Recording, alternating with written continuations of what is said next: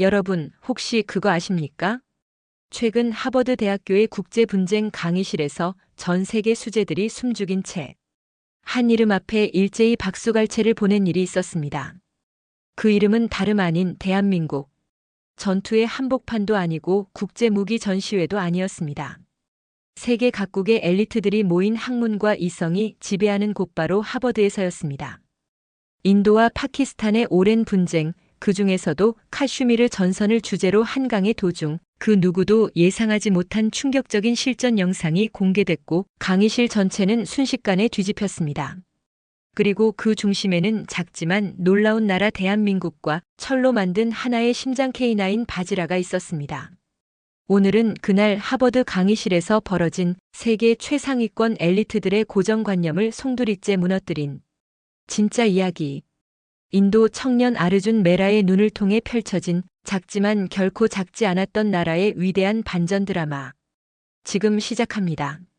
잠깐 그 전에 1초 만에 누를 수 있는 구독, 좋아요 버튼을 꾹 눌러주신다면 영상 제작하는데 큰 힘이 됩니다. 그럼 영상 시작하겠습니다. 저는 아르준 메라입니다. 인도 뉴델리에서 온 유학생이죠.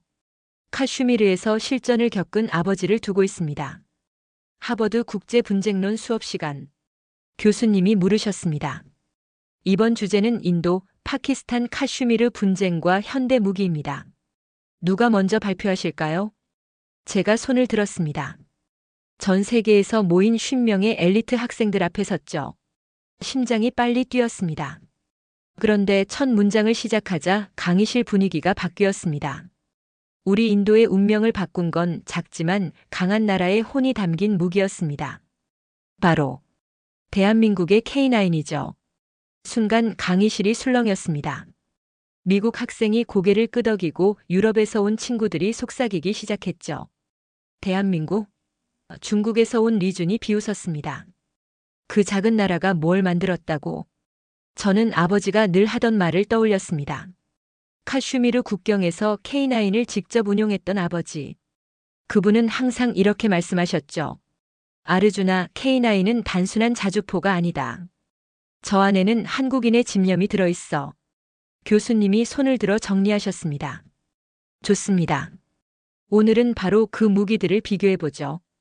한국의 K9 대 중국의 SH-15. 스크린에 두 자주포의 사진이 떴습니다. 왼쪽엔 K9, 오른쪽엔 SH-15. 둘 다 거대했습니다. 하지만 외형만으론 알 수 없는 진실이 있었죠. 저는 발표를 계속했습니다. 2024년 카슈미르 국경. 인도군과 파키스탄군의 포격전이 벌어졌습니다. 파키스탄은 중국제 SH-15를 배치했고 우리는 한국제 K9 바지라를 투입했죠. 학생들이 귀를 기울였습니다. 특히 파키스탄에서 온 학생 사미르의 표정이 굳어지는 게 보였습니다. 결과는 어땠을까요? 제가 물었습니다. 리준이 또 끼어들었습니다. SH-15가 가성비로는 최고죠. K9은 너무 비싸고 구식입니다. 정말 그럴까요? 저는 미소를 지었습니다. 아버지가 보내준 영상 파일이 USB에 담겨 있었으니까요. 실전 영상. 그날의 진실이 담긴 증거물이었습니다. 100마디 말보다 한 번 보는 게 낫겠죠? 교수님이 제안하셨습니다. 저는 고개를 끄덕였습니다. 이제 시작입니다. 진실이 밝혀질 시간이죠. 교수님의 제안에 강의실 분위기가 더 뜨거워졌습니다. 저는 USB를 꺼내 들었죠. 잠깐. 리준이 일어섰습니다. 그 전에 제가 먼저 SH-15의 우수성을 설명하겠습니다. 교수님이 허락하자 리준이 앞으로 나왔습니다. 자신만만한 표정이었죠. SH-15는 중국 최신 기술의 결정체입니다. 155mm 52구 경장 주포, 최대 사거리 53km, 그리고 무엇보다 가격이 K9의 절반이죠. 미국 학생 브라이언이 질문했습니다. 그런데 실전 성능은 어떤가요? 당연히 훌륭합니다. 파키스탄군이 대량 구매한 이유가 있죠. 리준이 대답했습니다. 저는 가만히 듣고 있었습니다. 아버지가 말씀하셨던 대로였죠. 겉모습과 진실은 다르다고. 독일에서 온 안나가 손을 들었습니다. 유럽에서는 왜 K9을 선택했을까요? 독일도 노르웨이도 폴란드도요. 마케팅이죠. 리준이 비웃었습니다. 한국이 로비를 잘했을 뿐입니다. 순간 제 안에서 무언가 끌어올랐습니다. 아버지의 전우들이 목숨 걸고 싸운 전장의 기억. K9과 함께 생사를 넘나든 이야기들. 프랑스 학생 피에르가 말했습니다. 하지만 실전에서는 다르지 않나요? 제가 들은 바로는 루머일 뿐입니다. 리준이 잘났습니다. K9은 이미 20년 된 구식 설계죠. 중국의 신기술과는 비교가 안 됩니다. 교수님이 개입하셨습니다. 자, 이제 실제 영상을 봅시다. 아르준 군. 저는 USB를 컴퓨터에 꽂았습니다. 화면에 군사 기밀로 분류된 채 외부에 유출된 적 없는 자료라는 글자가 떴죠. 인도군 정보부가 기밀 해제한 자료였습니다. 이 영상은 2024년 10월 5일 카슈미르 국경에서 촬영됐습니다. 제가 설명했죠. 갑자기 사미르가 일어났습니다. 파키스탄 학생이었죠. 그날 우리 사촌이 전선에 있었어요. 강의실이 조용해졌습니다. 이제 이론이 아닌 현실의 이야기가 시작되는 거죠. 먼저 SH-15의 실전 영상부터 보시죠. 저는 재생 버튼을 눌렀습니다. 화면에 파키스탄군 진지가 나타났습니다. 오문에 SH-15가 일렬로 배치돼 있었죠. 위풍당당한 모습이었습니다. 발사. 지휘관의 명령이 들렸습니다. 첫 번째 포가 발사됐습니다. 그런데 뭔가 이상했죠. 포탄이 목표에서 한참 벗어났습니다. 리준의 얼굴이 창백해지기 시작했습니다. 영상 속 SH-15의 포탄이 빗나가는 걸 보며 저도 당황했습니다. 이런 결과는 예상 못했죠. 재발사. 파키스탄군 지휘관의 다급한 목소리가 울렸습니다. 두 번째 포가 격발됐습니다. 이번엔 아예 불발이었죠. 세 번째 포는 중간에 오작동을 일으켰습니다.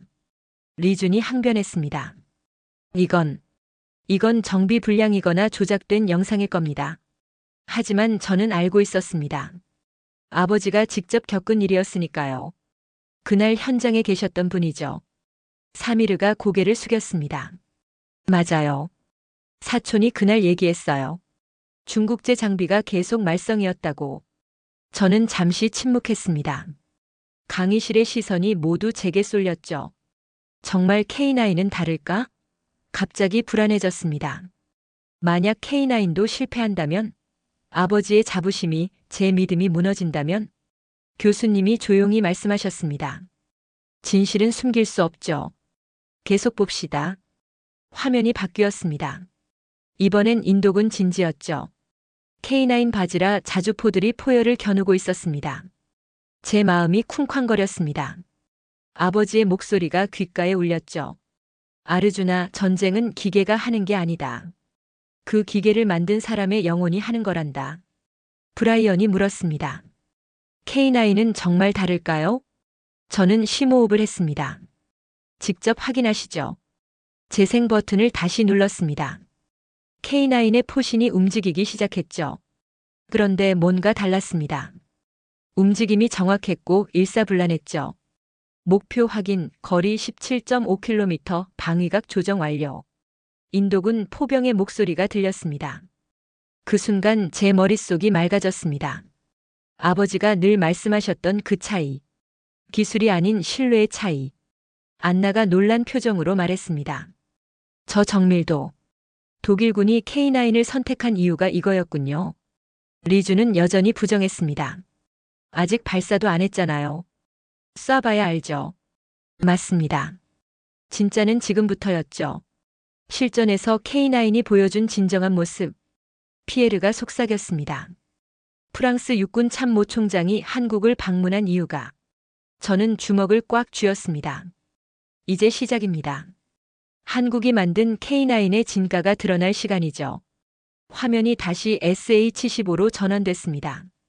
파키스탄군이 재정비를 마치고 다시 사격 준비를 하는 모습이었죠. 이번엔 성공해야 해.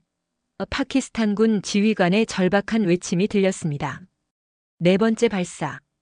포탄은 날아갔지만 목표에서 500m나 벗어났습니다. 5번째는 포신 내부에서 폭발 조짐을 보여 긴급 중단됐죠.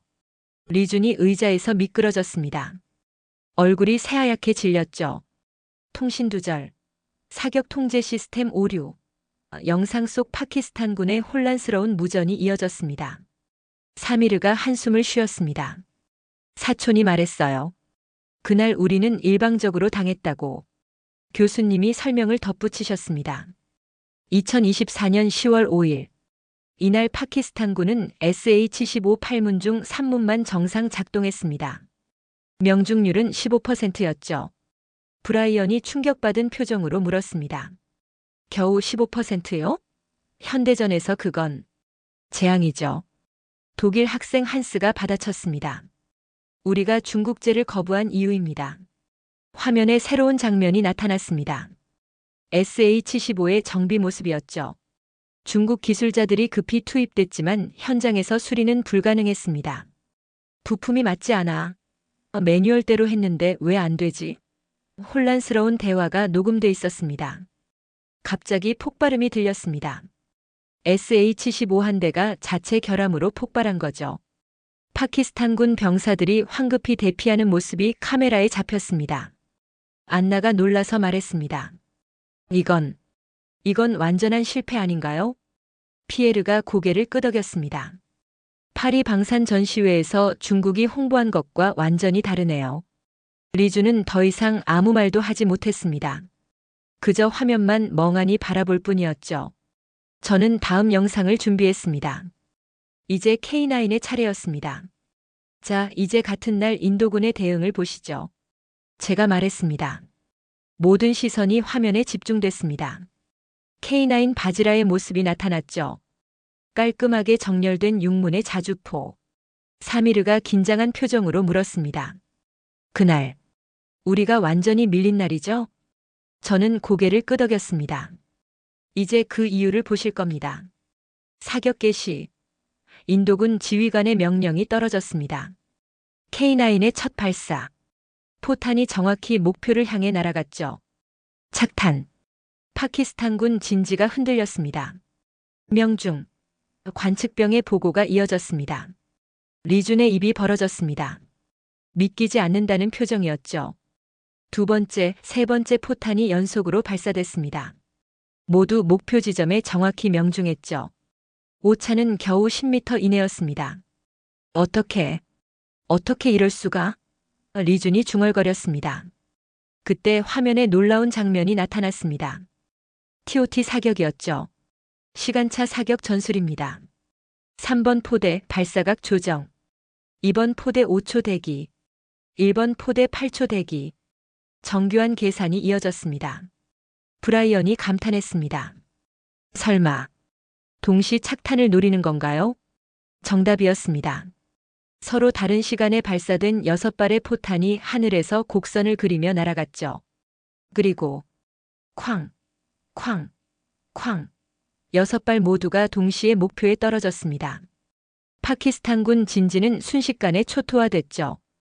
오 마이 갓. 미국 학생들이 일제히 탄성을 질렀습니다. 한스가 박수를 치며 말했습니다. 이래서 독일군이 K9을 선택했구나. 이 정밀도라면. 안나도 고개를 끄덕였습니다. 노르웨이가 혹독한 북극 환경에서도 K9을 쓰는 이유겠죠. 영상은 계속됐습니다. K9은 신속하게 진지를 이동했고 재장전 시간도 SH-15의 절반이었죠. 자동장 전장치가 완벽하게 작동했습니다. 30초 내 재발사 준비 완료. 인도군 포병의 보고가 이어졌습니다. 피에르가 감탄했습니다. 프랑스의 카이사르도 이 정도는 아니에요. 한국 기술이 이 정도였다니.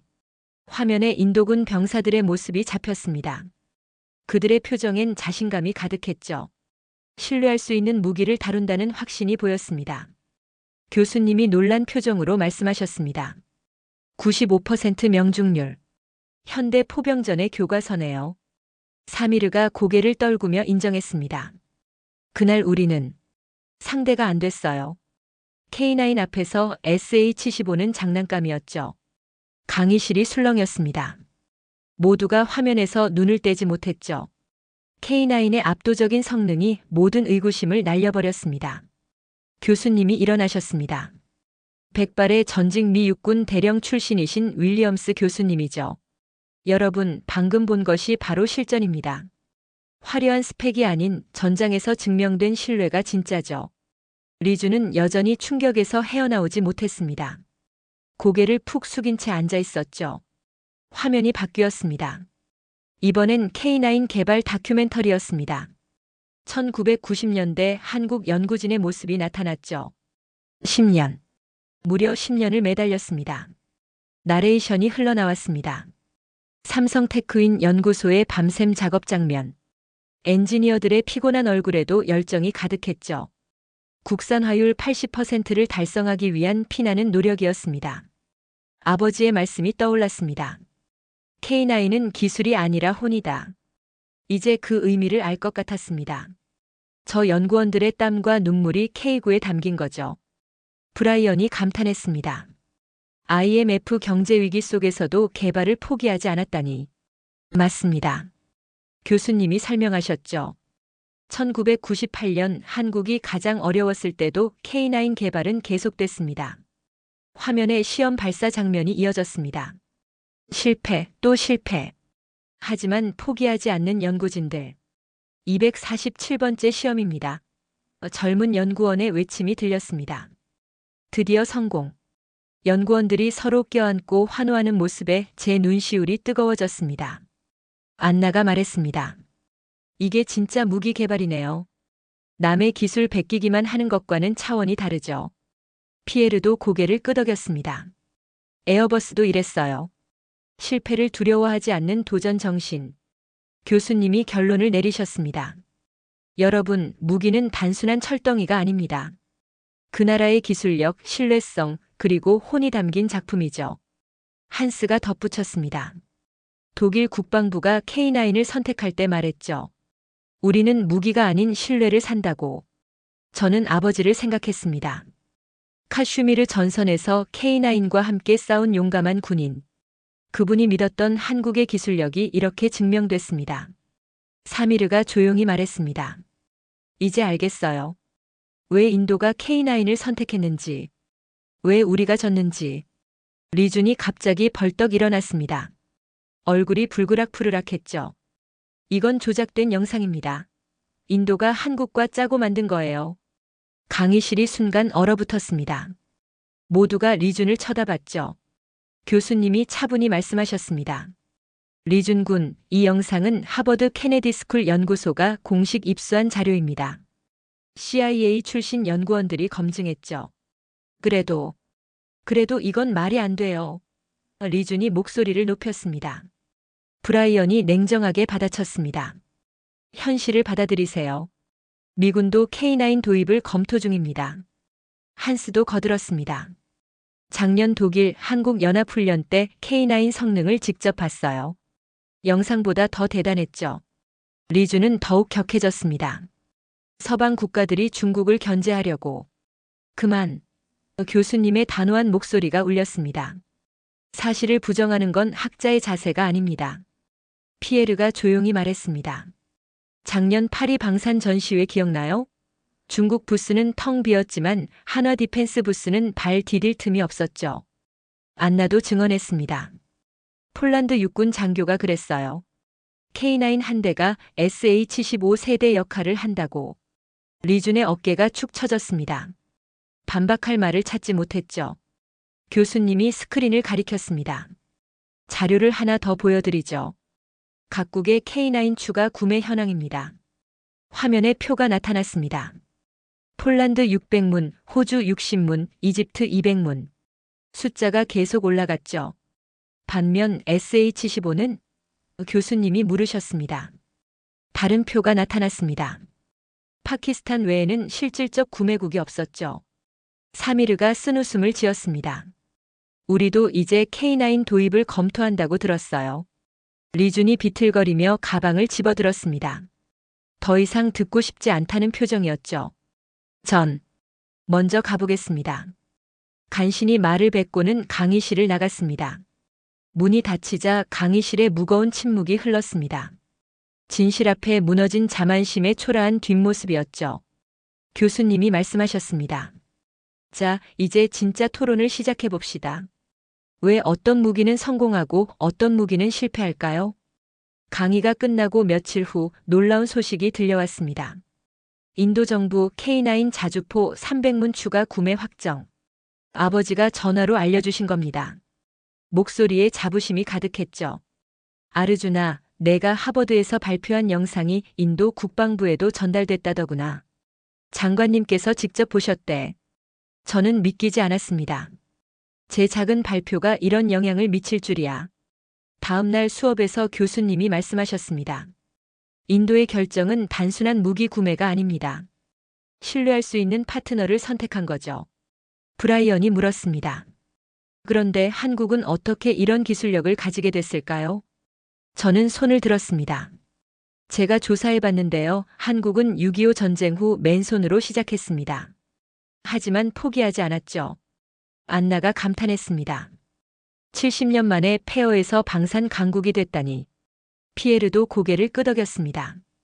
프랑스도 2차 대전 후 비슷했어요. 하지만 한국의 속도는 정말 놀랍네요. 저는 계속 설명했습니다. 한국인들은 자주 국방의 꿈을 키웠습니다. K9은 그 꿈의 결실이죠. 교수님이 미소를 지으셨습니다. 훌륭한 분석입니다, 아르준 군. 수업이 끝나고 브라이언이 다가왔습니다. 나도 한국에 가보고 싶어. 같이 갈래? 정말요? 저는 놀랐습니다. 한스와 안나도 합류했습니다. 우리도 가고 싶어요. K9을 만든 사람들을 직접 만나보고 싶습니다. 피에르가 제안했습니다. 하버드 국제관계 연구팀 자격으로 견학 신청을 해보죠. 저는 가슴이 뛰었습니다. 드디어 한국에 갈 수 있다니. 그날 밤 아버지께 전화했습니다. 아버지, 저 한국에 가보려고요. K9을 만든 분들을 만나고 싶어요. 그래, 잘 생각했다. 아버지가 말씀하셨습니다. 그들에게 전해다오. 인도 군인들이 얼마나 창밖을 하는지. 창밖을 보니 하버드 교정에 눈이 내리고 있었습니다. 저 멀리 동쪽 한국이라는 나라가 있죠. 작지만 강한 의지로 K9을 만들어낸 나라. 언젠가 저 무기를 만든 한국 엔지니어들을 꼭 만나고 싶습니다. 예전에 했던 그 말이 현실이 되려 하고 있었습니다. 한국행 비행기를 예약하며 저는 다짐했죠. 그들의 이야기를 세계에 전하겠다고. K9은 단순한 무기가 아니었습니다. 한국인의 꿈과 땀이 담긴 작품이었죠. 그리고 이제 그 이야기의 증인이 되려 합니다. 오늘의 사연은 여기까지입니다. 지금까지 감동사다리였습니다. 오늘도 우리 구독자님들의 가정에 따뜻한 행복이 가득하시길 진심으로 바라겠습니다. 감사합니다.